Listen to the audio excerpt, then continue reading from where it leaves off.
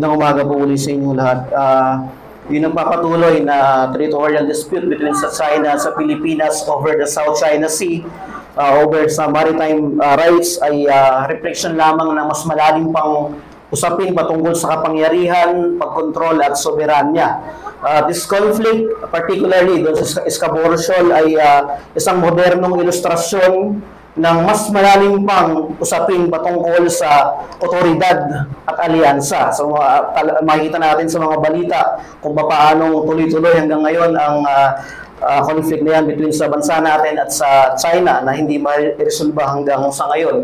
At yung mga pangyayari na yan ay sumasalamin sa passage natin na binasa kanina ni Maki. Dito makikita natin ang Panginoong Jesus ay kung paano in-expose niya yung mas malalim na usapin ng spiritual na issue pagdating sa bansang Israel at kung paano yung mga international na salungatan ay maaaring magsiwalat ng tunay na kalikasan, ng mga pambansang interes at mga prioridad. Yung pagsumpa sa puno ng igos at paglilinis ni Jesus sa templo ay naglalantad sa puso at pagsamba ng spiritual o estado ng mga taong sumasamba sa Diyos. At yung nakita natin dun sa passage natin kanina sa Mark chapter 11 verse 12 to 25. Pero gusto ko po munang ulit basahin yung verse 17. Yung isang verse lang nato, yung verse 17. Basahin ko po ito uli. Sabi doon, and he was teaching them and saying to them, it is not written, my house shall be called a house of prayer for all the nations, but you have made it a den of robbers. So ito yung salita na yan ng Panginoong Yesus ay dalawang pinanggalingan yan sa lumang tipan. Dalawang propesiya sa lumang tipan yung pinanggalingan ng statement na yan ng Panginoong Hesus Kristo. Doon sa passage natin ay ito yung sa panahon na tinatawag na Passion Week. Ito na yung sinasabi na makikita natin dito na huling linggo ng ministeryo ng Panginoong Hesus. At ang senaryo dito ay panahon ito ng Jewish observance, Passover. So pag Passover, ang Jerusalem ay napupuno ng mga pilgrims. Sabihin, kung sinabi natin mga pilgrims, hindi talaga sila particular nakatira doon sa Jerusalem. So galing sila sa mga malalayong lugar at naglalakbay sila papunta sa Jerusalem para sumamba sa Diyos. At ang templo, ang sentro ng pagsamba ng mga Hudyo ay naging isang palengke. Puno-puno ito ng mga mangangalakal, mga tagapagpalit ng pera, at sinasamantala nito yung mga nagpupunta roon para sumamba sa Diyos. And this commercialization ay corrupt yung temple's intended purpose bilang isang house of prayer for all nations. Binanggit ni Mark yun kanina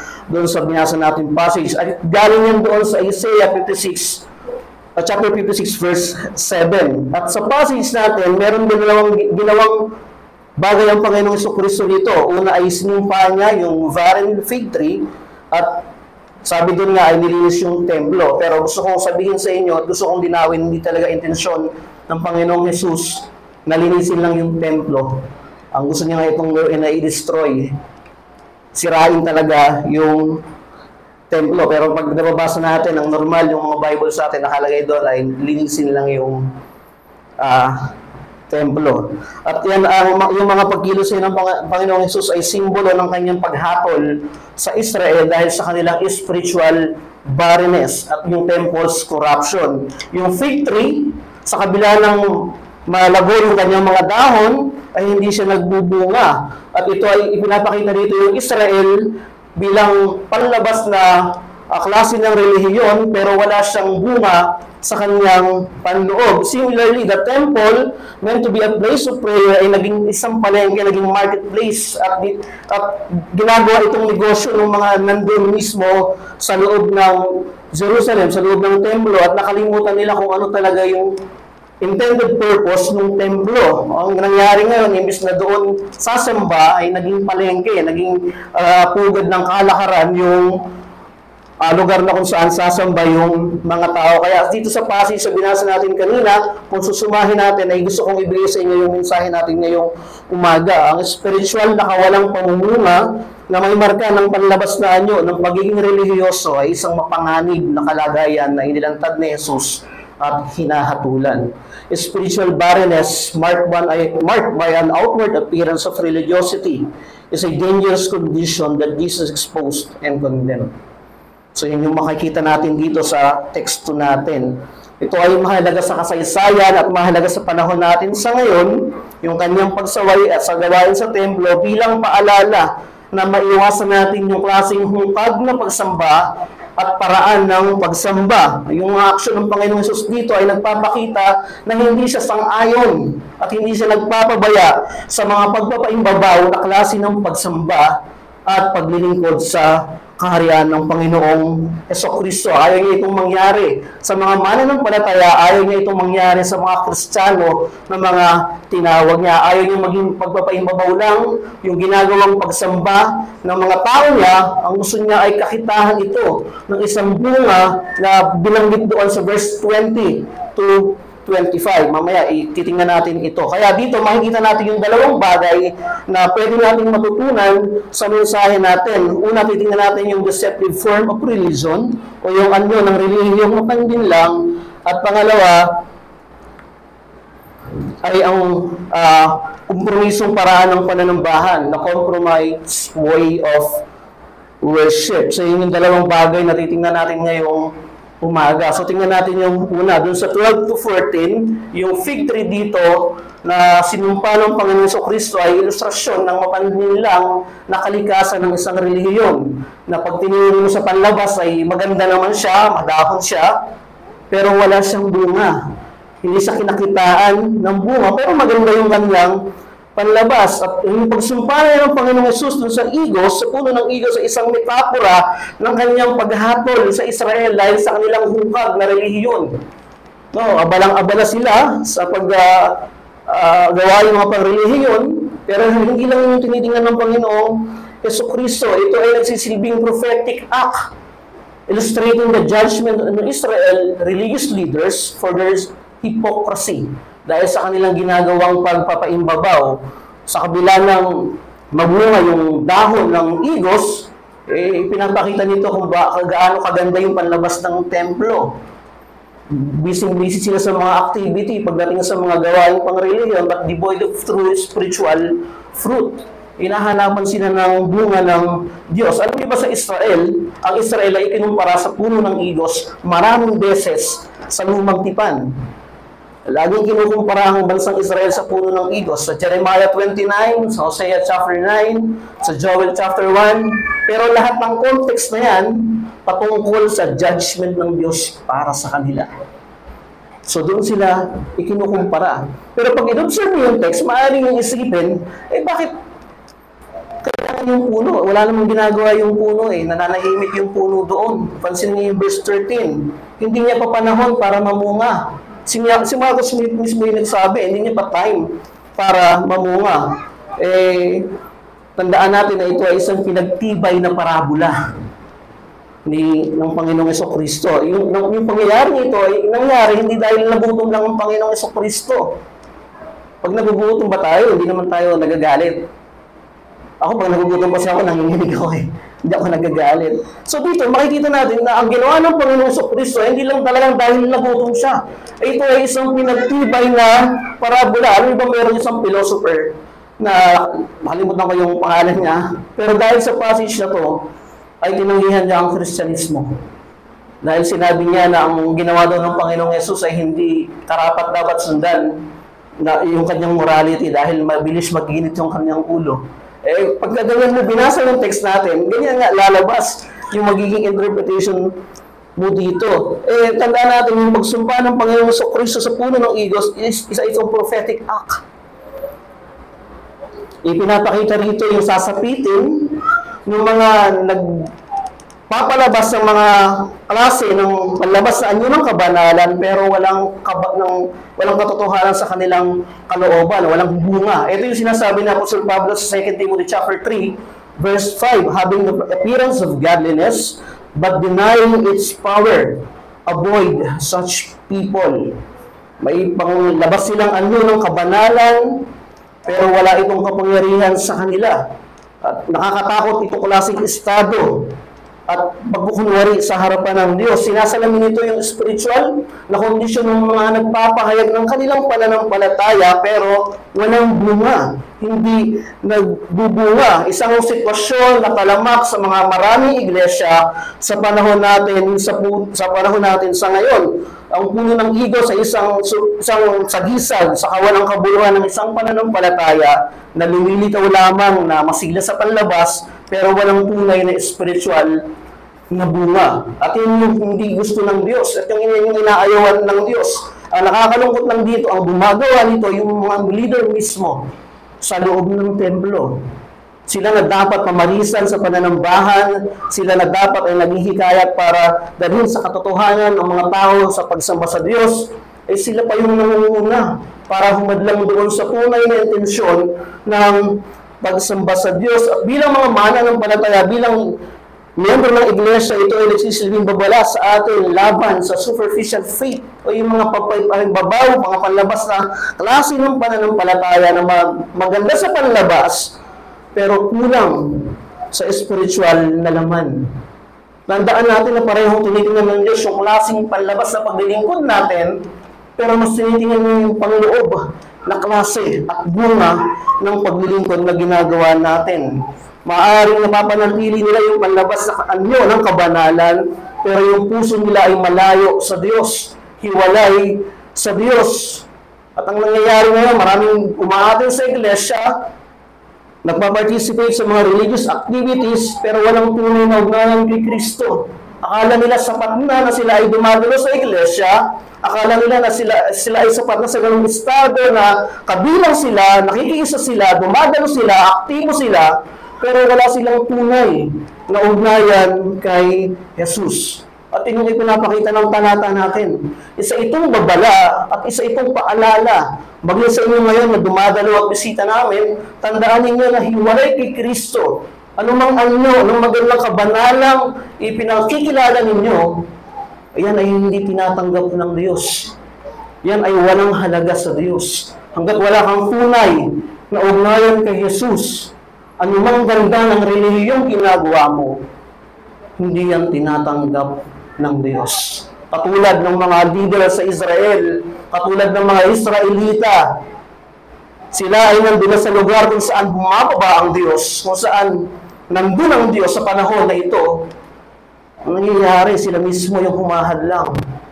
Sila mismo na mga dapat tagapanguna ay nagiging dahilan para hindi bumaba ang presensya ng Diyos. Ang spiritual na kawalang pamumuhay ay isang mapanganib na kalagayan na dapat seryosohin ng mga Kristiyano upang maiwasang mahulog sa bitag na ito. Spiritual barrenness is a dangerous state that Christian must take seriously to avoid falling into this trap.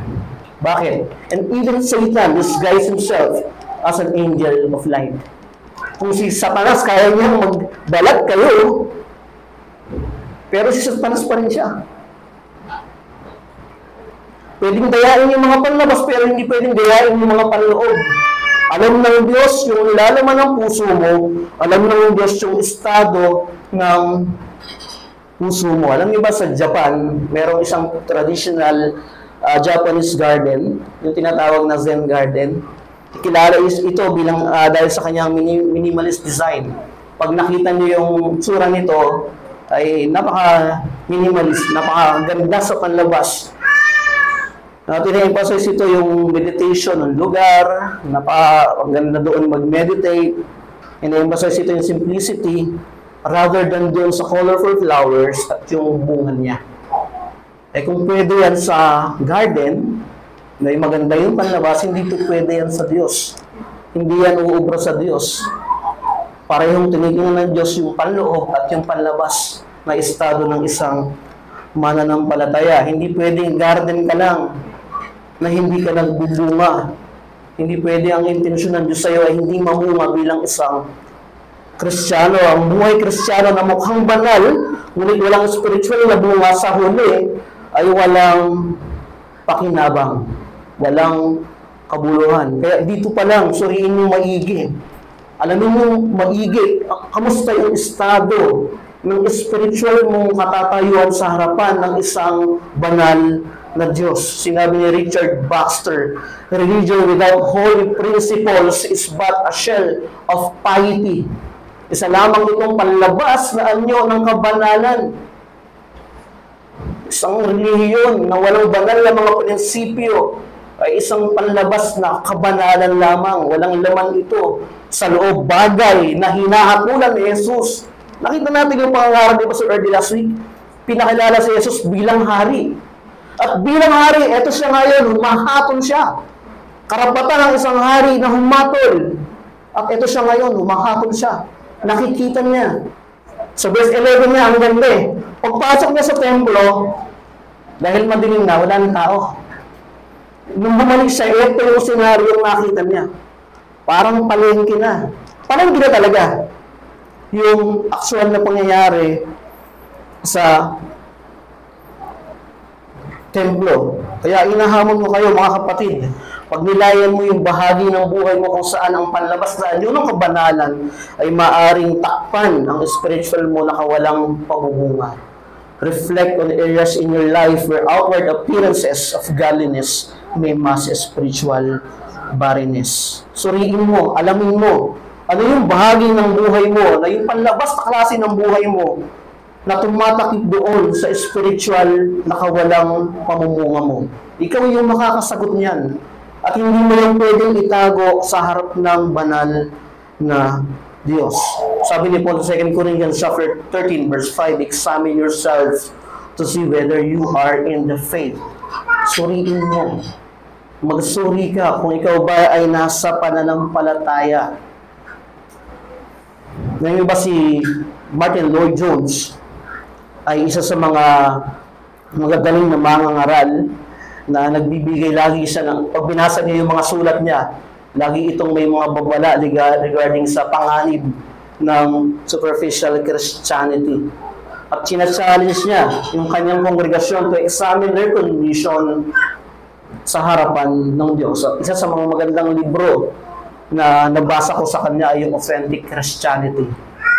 Yung studies in the book of Acts. Napakaganda nito.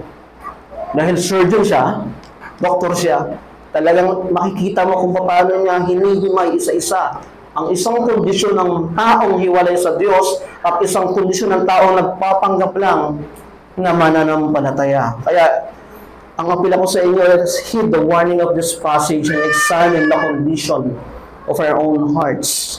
Huwag tayong makontento sa panlabas na anyo ng kabanalan, but rather we pursue a deep relationship with Christ. Lumapit tayo kay Kristo. Yun yung unang makikita natin dito na sinasabi ng Panginoong Jesucristo. Pangalawa, yung kompromisong paraan ng pagsamba o pananambahan, the compromise way of worship. Yung paglilinis ng templo, eh pinapakita lamang nito yung kompromisong paraan o klase ng pagsamba when commercial interest o overshadow devotion to God. Yung mga pang-personal na interest, yung komersyalismo, pag tinabunan nito yung tunay na intensyon na para sa Diyos, eh ganito yung mangyayari.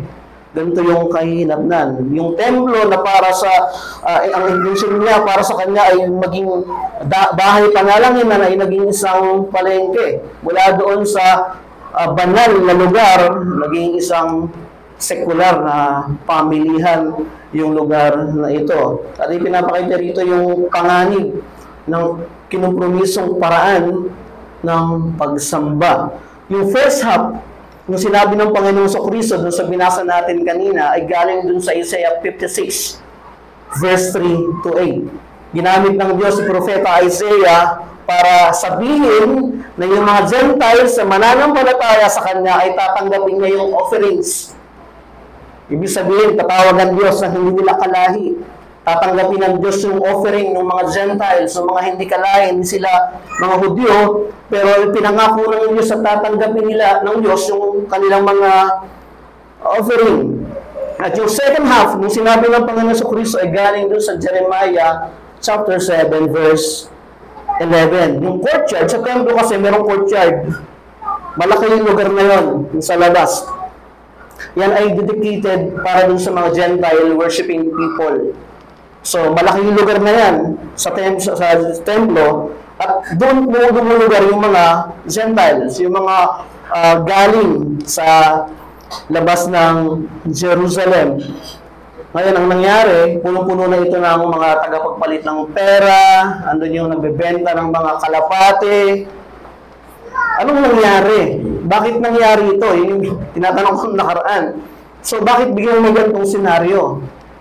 Ay, makipapansin natin dito, merong kapabayaan sa klase ng pananambahan nila. At ito ay, kung paano ang Panginoong Yesus ay inaayawan niya yung ganitong klase, eh yung mga leader naman, yung mga tagapanguna, galit pa kay Jesus. Nung sinitan niya, yung mga nagtitinda rito, na nagbabalak pa sila ipapatay ang Panginoong Yesus. Dahil masisira yung business nila eh. Masisira yung negosyo nila. So, bakit merong mga nagtitinda ron? Bakit merong nagpapalit ng pera doon? Tandaan natin, yung mga pilgrims na hindi nakatira sa Jerusalem, dahil malayo yung biyahe nila, hindi na sila magdadala ng mga alay nilang hayop. Meron na doon na sila bibili sa templo. At dahil yung pera nila hindi pera sa Jerusalem, eh, papalit nila yung pera nila doon. Ang tendency, may tariff na yun, may patong na yun. So, papatungan ngayon, may money changer doon, bibili sila ngayon yung pig yun ng mga alay na tatanggapin sa Diyos. At pinapatungan nila yung mga ipinagbibili nilang sacrifice animals. Yan yung business na nangyayari sa loob ng inyong komersyo, na nangyayari sa loob ng pananambahan nila. Ito yung lugar na kung saan yung mga sakripisyo ay tatanggapin ng Diyos. Ito yung lugar na kung saan tatagpuin ng Diyos yung mga makasalanan. Ito yung lugar na kung saan bababa ang Diyos. Pero the temple became a place where it was hard to find God. Naging lugar na kung saan dapat nandun ang Diyos. Isa na siyang lugar ngayon na kung saan mahirap nang hanapin ang Diyos. At ito ay bagala sa atin. The compromised way of worship becomes an obstacle for those who want to approach God to find forgiveness and salvation. Ganyan yung pwedeng mangyari. Kaya ito ay babala sa atin na pag naging kompromiso yung klase ng pagsamba na ginagawa natin, yung mga taong gustong humanap sa Diyos, tayo mismo yung naging dahilan ng pagpigil para hindi nila mahanap yung biyayang nagpapatawad na ibinibigay ng Panginoong Jesucristo. The temple became a place where pure worship was no longer a priority. At ayaw natin mangyari yan sa iglesia. Ayaw natin mangyari yan sa loob ng pananambahan natin. Ayaw natin pagdating dito, ay mas mangingibabaw yung mga paraan ng tao, yung mga pangunguna ng tao. Ang gusto natin, yung banal na pananambahan sa Diyos na itinataas ang pangalan niya, naluluwalhati siya sa pagsamba ng mga tao. At pag ganito yung naging klase ng pagsamba, ang pwedeng maghiresultan yan. Ang mga tao ay dumadalo na lang sa pananambahan na nakikipag-fellowship every week without truly worshiping God. Umaating sila kasi nandun lang yung kaibigan nila. Umaating sila kasi sumpong sila ng comfort sa lugar na yan. No. Hindi ganyan dinisenyo ang iglesia. Hindi ganyan dinisenyo ang pananambahan ng Diyos. Hindi tayo pumunta rito para lang makita lagi ang isa't isa. Nandito tayo ang pangunahing layunin natin ay sumamba sa Diyos na naligtas sa mga kasalanan. Yan yung intended purpose. Yung mga fellowship, maganda yan. Yung pag-attend ng mga activities, maganda yan. Walang problema dyan. Pero kung lahat ng yan ay tumatabon doon sa pangunahing aspeto na dapat ginagawa ng isang Kristiyano, tinatanggihan yan ang Diyos. Ang isang nakompromisong estilo ng pagsamba ay isang seryosong paglihis sa tunay na pagsamba na nagpaparangal sa Diyos. A compromised worship style is a serious deviation from true worship which honors God. Lahat ng hindi ayon sa salita niya, lahat ng hindi ayon sa prinsipyo ng kasulatan, pag ginawa mo yun sa loob ng pananambahan, paglihis yan sa katotohanan kung papaano sasambahin ang Diyos. During the Reformation, si Martin Luther ay challenge siya yung Roman Catholic Church practice selling of indulgences. So, para kasi patawarin ka, kailangan mong bilhin ito. para maging karapat-dapat ka sa Diyos, kailangan mong bilhin to. So, naging business yung pagpapatawad ng Diyos na libre lang naman sa pananampalataya sa Panginoong Jesucristo. At yung naging panawagan ni Martin Luther no October 31, 1517 sa Wittenberg, Germany, kung saan pinako niya yung 95 thesis na yan. Hinahamon niya na bumalik kayo sa biblikal na klase ng pananambahan, bumalik kayo sa sinasabi ng salita ng Diyos, huwag niyong gawing business yung pagsamba at spiritual na usapin. Hindi ko alam kung meron kayong mga business dito, pero meron akong mga kilalang nasimula ng napakagandang intensyon sa pag-umpisa ng business. Ang priority nila ay maging malinis yung klase ng produkto nila, pero ang nangyari ay dahil gusto nilang kumampa ng mas marami, ay na-compromise yung quality and standard ng business nila. And similarly, worship that prioritizes personal gain over reverence loses its true essence. Ganyan din sa klase ng pagsamba. Sabi ni Charles Spurgeon, when the church becomes like the world, it ceases to fulfill its divine purpose. Kung ang iglesia ay naging katulad ng mundo, humihiwalay siya dun sa tunay niyang layunin, sa banal niyang layunin. Kaya ito ay isang hamon sa atin.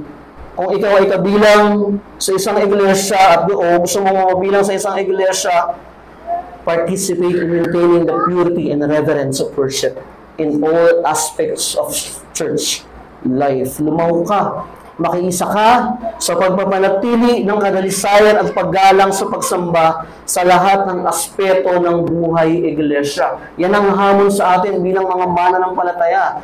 Huwag kang humiwalay. Makiisa ka. Makilahu ka, lumaho ka sa pagpapanatili ng kadalisayan at paggalang sa panahon ng pananambahan sa lahat ng aspeto ng buhay iglesia. Ay yung dapat yung katangian ng isang tunay na sumasamba sa Diyos. Meron siyang pagpapanatili sa kaayusan at karangalan, kagandahan, paggalang sa panahon ng pananambahan sa Diyos. Si George Whitefield ay isang influential figure noong 18th century at yung kanyang pangangaral ay laban sa mga formalism and commercialization sa mga iglesia. Para makto yung panahon niya sa mga iglesyang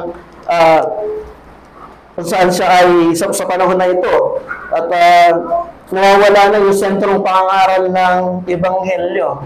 At siya bilang isang mangangaral ay yung mangangaral siya ay tinatawag niya yung mga tao sa heartfelt worship, sa tunay na klase ng pagsamba na ayon mismo sa kasulatan. Sabi ni Arthur Pink, when the church worship becomes superficial and compromised, the heart of the gospel is at stake. When the church worship becomes superficial and compromised, ang puso ng Ebanghelyo ang nakataya dito. Mga kapatid, ang nakataya dito, Ebanghelyo ng Panginoong Jesucristo. Ebanghelyo ng Panginoong Jesus na nagliligtas. Ebanghelyo ng Panginoong Jesus na tumatawag sa iyo sa pananampalataya.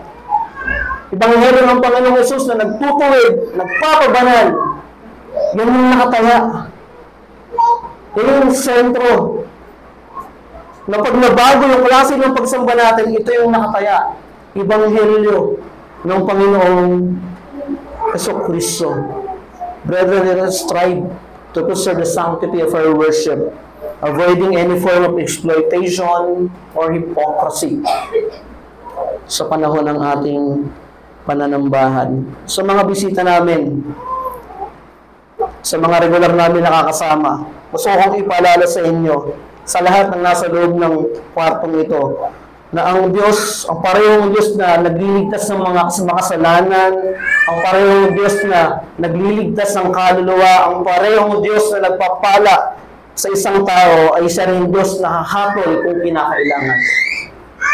At ito yung makikita natin dito. Hindi lingid sa mata ni Jesus yung bunga na meron tayo, hindi lingid sa mata ni Jesus yung kondisyon, estado ng puso natin bilang mga mananampalataya.